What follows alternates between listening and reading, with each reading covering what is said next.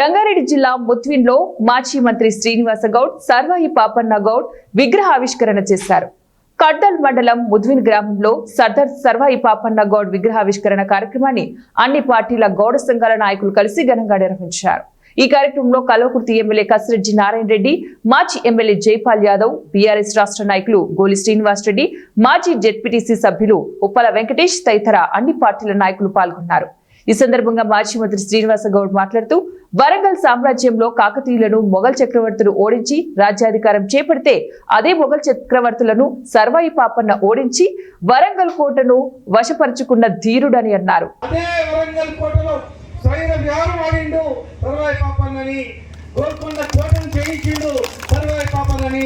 ఈయన రాజ్యంలో మొత్తం బహుజనులదే రాజ్యాధికారం, వాళ్ళే మంత్రులు, వాళ్ళదే అధికారం అని చెప్పి గొప్ప చరిత్ర చూసి ఆయన కళ్ళకు నీళ్ళు పెట్టుకొని ఆ చరిత్ర తీసుకొని హైదరాబాద్కి వచ్చింది.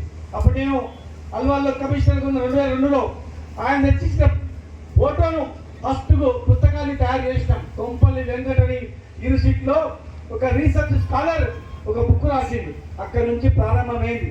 అరే, ఈ తెలంగాణలో ఉన్నటువంటి ఇంత పెద్ద వీరుని చరిత్ర కనుమరుగు చేసిండ్రు. ఎందుకంటే ఈయన చరిత్ర చదివి ఎంతమంది సర్వాయి పాపలు అవుతారో, ఎంతమంది వీరులు అవుతారో, కనుక బానిసల్లాగా ఇట్లే బతకాలని చెప్పి ఆ రోజు రాజులు రాజ్యాలు ఏలుకునేటువంటి వాళ్ళు చరిత్రను కనుమరుగు చేసినా మళ్ళీ చరిత్ర వచ్చింది. కనుక ఇలా మహనీయులు ఎవరే కావచ్చు, సురవరం ప్రతాప్ రెడ్డి కావచ్చు, చాకలి ఐలమ్మ కావచ్చు, కొమరం భీమ్ కావచ్చు, దొడ్డి కొమరయ్య కావచ్చు, వీళ్ళందరూ కూడా మన బతుకులు బాగు చేయడానికి ప్రాణాలు అర్పించేటువంటి వీరులు.